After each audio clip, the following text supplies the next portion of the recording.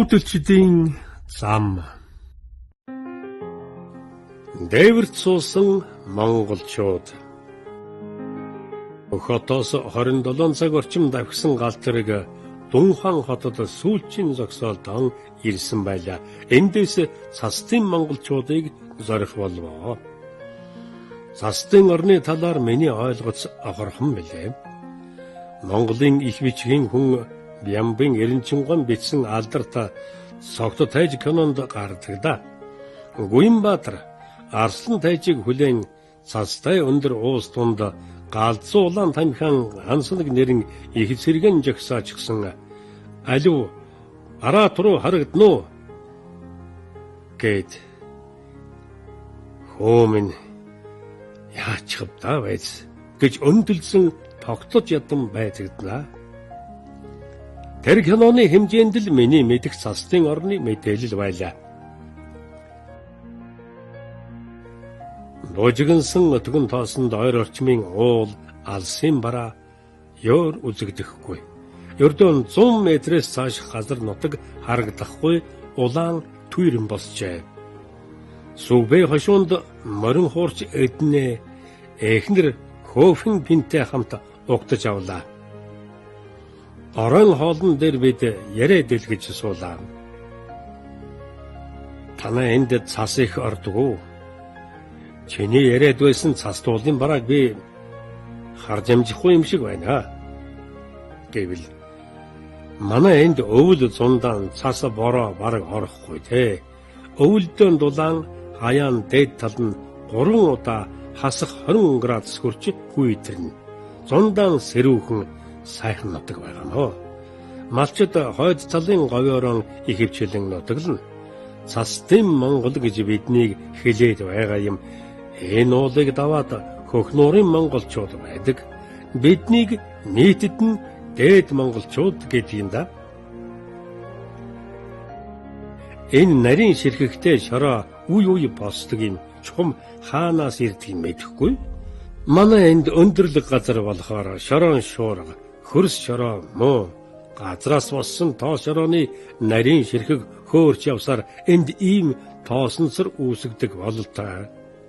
Энэ төрийн заримдаа битүү бүрхэхэд нар бүйдийсэн бор жаргал туяа болж муухан үзэгдэн шүү дээ. Манай энэ уулнууд мөнх цастай. Түүгээр нь цастын орон гэж нэрлсэн байгоо гэлээ.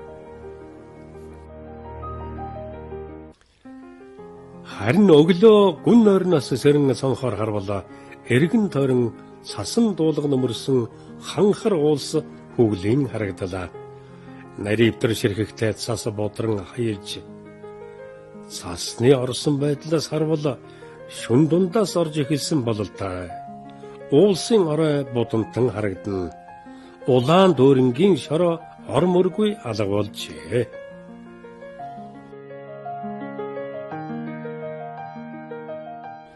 Цаг хугацааны хүрдэнд элхэн элж үлдэх нь үлддэг жамаар Монгол үндэстэн дэлхийн түүхийг бичиж ирсэн. Дэлхий даяар шиг явцад түүхийн шар тоосон дундаас монголчуудын тухай нарийн судалгаанууд тодоос тод үзэгдэж, харагдаж, өдрөөс өдөрт идэвхжиж байгаа судалгааны нэгэн шин сэдэв болсон дээд монголчууд бол өнөөдрийн бүгд найрамдах хятад ард улсын хөхнуур Ганьсу хоёр мужийн өргөн удам нутаг дэвсгэрт маллан тархан сууршиж байгаа юм. Хүчрхэг монголчууд төвдийн нутаг үе мөрний сав газраас хатан гол хөх мөрний хөндөө хүртэл өвс ус соргог байгалийн сайхан зогсолсон өндөрлөг уудам нутгийг эрхшээн нутгалсаар өнөөг хурж ирсэн. Энэхүү дээд монголчуудын оршин буй газар нутгийн тухай түүхэн сурвалжуудад өгүүлснээс иш татвал Чингис хаан баруун Шиа улсыг дайлар мордсон үе ба түүнээс ч өмнө Өннүү тохооны үед Монгол угсаатан энэ сайхан нутагт сууршиж аж төрсөн түүхэн тэмдэглэлүүд байдаг.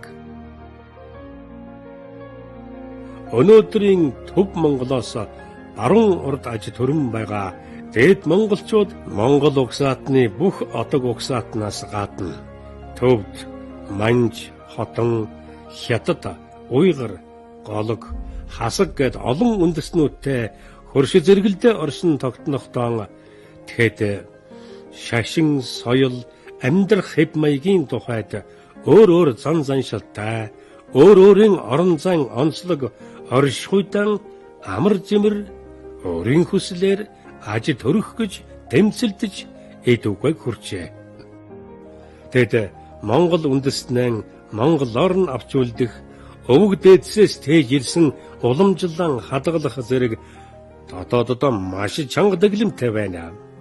Хэрв харь үндэстэнтэй бүл болох зэрэг цөөн тод үндэстнэн эс хамгаалвал соёлогт гаргаж хамаатан садан нутаг усныхын тань уулзахыг хориглох зэрэг хатуу чанга дэгж аягтай байдаг. Дээд монголчууд түүхийн олон нугчаанд унаж болсон, ам өрссөн урт хатуу замыг туулжээ. Нүүдэлчин монголчуудын төрлөх чанар өв соёл уламжлан хадгалсаар дөрвөн удирдлагын аяыг даган нутаг сэлгэх амьдралын их усүр бүхэн Монгол ахуйтайгаан нягт уялдаа холбоотой байдаг. Дээд Монгол нь баруун хойд талаараа төвд, зүүн хойд талаараа уйгар, урд талаараа хотон, хятад үндэстнүүдтэй айлсан аж төрдгөө. Дээд монголчуудыг өнгөцгөн харсан хүмүүс энэ олон үндэстнүүдтэй холилдсон эрлиз хурлизуудл байдаг байгаа та гэж ойлгож дүгнэх явдал байдаг.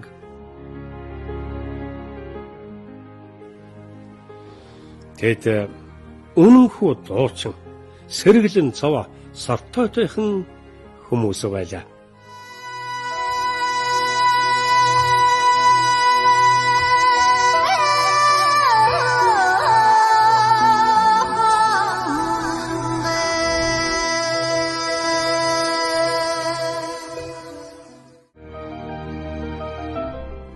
Монгол ардын болон нутгийн урд вагон дууг тэгшхэн сайхан дуулна. Ерөөл магтаалыг хэн хүснэ нь нөхцөл байдалтай уялдуулаад шууд хэлнэ. Монгол ардын уртын дуу жорогийн жороо, ганган хар гэх мэт олон уртын дууг 10 хүн дараалан дуулахдаа нэг уртын дууг давтаж дуулаагүй нь гайхалтай. Жорогийн жороогон наад жолоог нь тавьсхийгээд яваарэ гэх цээлхэн цоргилсан уярсан аялгуунд уяран автаж байлаа.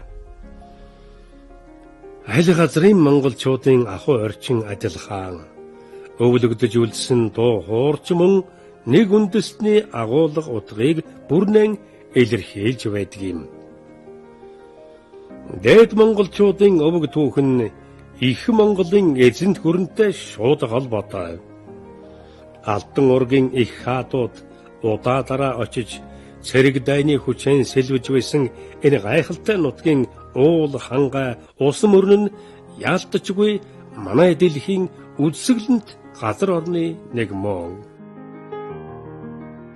Нийгэм цаг үе өөрчлөгдөн ховсох жамаар дээд монголчууд ч хөрш зэрэгэлдээ үндэстнүүдийн соёлд уусан хувирч байгаа нь өмсөх хувцас, эдлэл хэрэгсэл энгийн өдөр тутмын хэрэглэнээс эхлэн анзаарэгддэг. Дээд монголчуудын төвлөрөн буй газар нутаг бол Хөхнөр мужийн Дэлхий, Голмод хот болон Гансуу мужийн Сүбэн өөртөн засах Монгол хошуу болно. Тэгэхэд энд анх яаж ирсэн бэ гэдэг бас сонин. Тасрын 7 дугаар үе болох Агсгалтай ноёны хөвгүүд арга төмөр, өрөг төмөр нар юм. Агсгалтай ноёныг нас барсны дараа 2 хүн өмч хөрөнгө албад хошуугаан булаалдан эвдрэлцжээ. Ах арга төмөр нь эцгийнхэн орыг заламжилж дүүдэн өмч хөрөнгө хуваахтан хошуу болгоноос ядуу доройг нь ялган өгчээ. Үүнд гомдохдоо өрөг төмөр албатан аваад 1430-аад оны үед наран шингэх зүгт холоо очиж амьдрахаар тэнгэр уулыг зорин нүүдэлж ойрдын тогоон тай шиг түлшгээр очижээ. Чингис хааны алтан ураг болох өрг төмрийг ойрдын тогоон тайш ийхэж сайшаан ойхнон өгч хот хотлоор албат нэмэн өгчээ. Ингээд хошуу болгоноос цугларч ирсэн албат болохоор Хошууд аймаг гэж нэрлээд 4 ойрдын холбоонд оруулсан байна. Ойрдын дотоодод задрал гарч самуун дан үргэлжилж байсан ч Хошууд аймаг энэхүү хагарал задралыг эсэргүүцэж дотоодын эв нэгдлийг эрхэмлэж байлаа. 16 дугаар зууны ихэнх үе ялангуяа өрг төмрийн 9 дугаар үеийн ач Бүүвэ Марзэ ноёны хойч үе болох Хошуудууд харьдайсантай эрэлхэг тэмцэлдэж 4 ойрдын эвдэрлийг бэхжүүлэхээр тэмцснээр байр суурь нь улам дээшилж айжмаар Хошууд аймаг нь 4 ойрдын холбоог тэргүүлэх болжээ.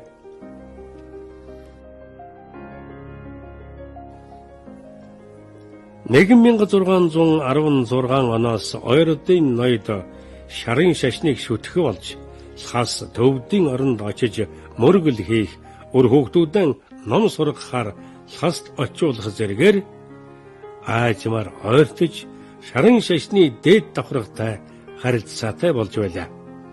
Удсангүй баруун төвдөд улаан шарын шашинтнууд зөөрчөлдөж шарын шашинтнууд ялагдажээ.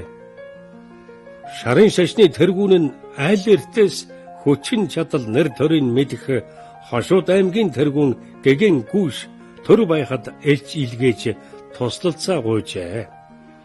4 ойрдын дотор байр суурь хүчин чадлаараа тэргүүлж байсан дэрвэр 1636 оны өвөл цас мөстэй улирлыг ашиглан хөхн нуур төвдийн өндөрлөгийг дайлаар мордожээ.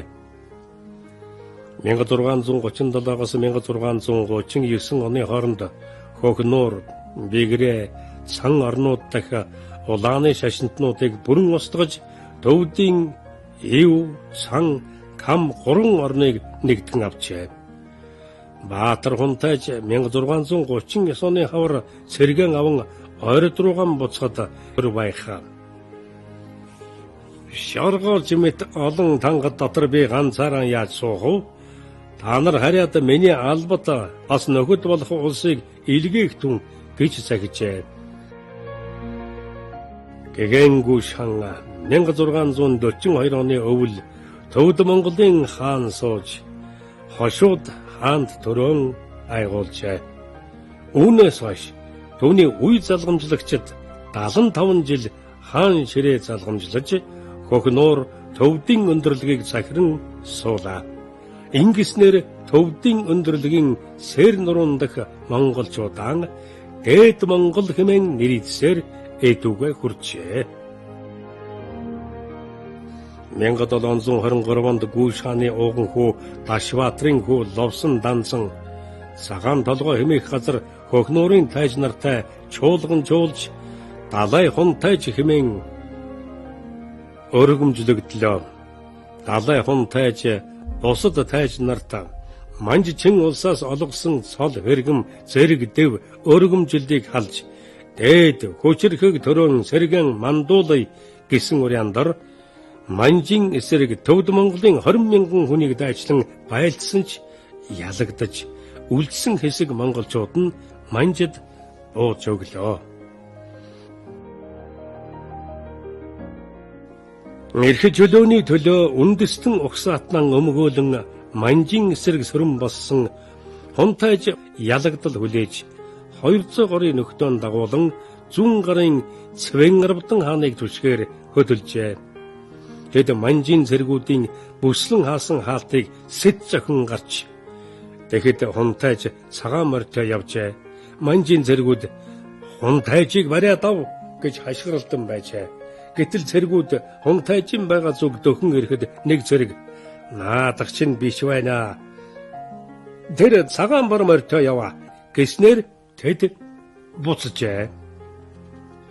Хойд нутгаан зорин мордсон Ловсон дансан замдаан гасын цагаан дэрс гэдэг дууг зохион дуулжээ. Тэр дунд буурцаг шиг толгойд маримын бүдрүү бодог шиг цусанд мөрмөн улайваа сэлэнгийн үүдийг сэлмэрэн сөглөө сэдэд хийсэн хэрэг нь арай бурууч болов гэж өгүүлдэг юм а.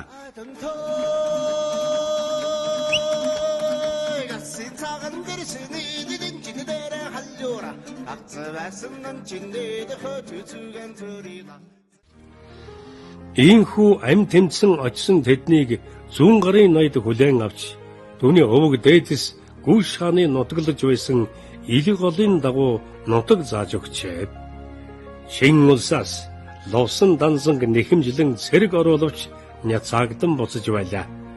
Нэхэл дагал болсоор 1755 онд хунтайж ловсон данзанг 2 хүүгийнх нь хамт олзлон авч явжээ.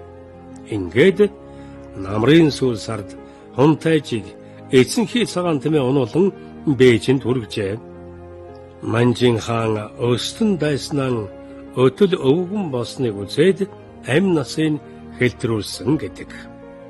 Төвний нэг хүүг Чанчин ордонд харуулаар үлдээж хунтайжийг дагалдагсдын хамтаа дангийн голын шаргалжин гэдэг газар нутаг зан суулгах болсонд заасан нутаг руу явах замдаа хунтайж Шанши нутагт өвчнөр насан эцэслэж дагагсад нь тархан одсон түүхтэй юм аа.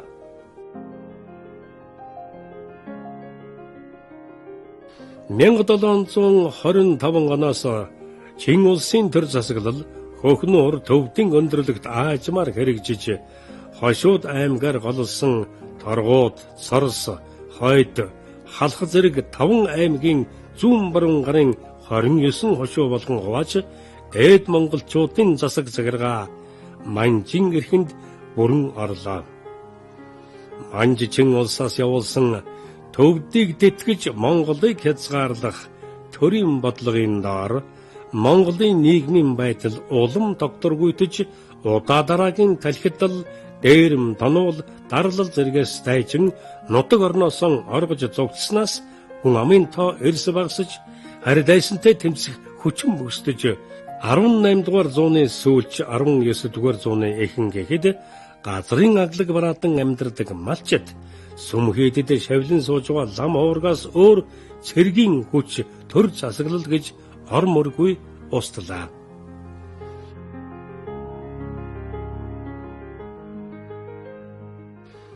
Дугаар зууны 30-40 он болоход улаан хасгийн дан Мапофангийн дарлалаас маргал үндэс тасарчаагүй хэдхэн монголчууд үлджээ. Шин дундад иргэн улс байгуулагдахад тэнд ердөө 50,000 хүн ам үлдсэн байлаа. Дээд монголчууд 20 дугаар зууны 40-50 он хүртэл Монгол улстай харьцаа холбоо сайн байж 60 оны ихэр Тэмэнжинчид даахүрэ хүртэл явдаг байжээ. Одоо ч гэсэн дээд монголчуудын дотор даахүрэний эдлэл хэрэгсэл хэд хутгаас авахуулаад хуучин эд олон байдаг. 1960 оны сүүлч соёлын хувьсгалаас хойш Монгол улстай харилцаа холбоо тасарч 90 тонтой золгосон байна.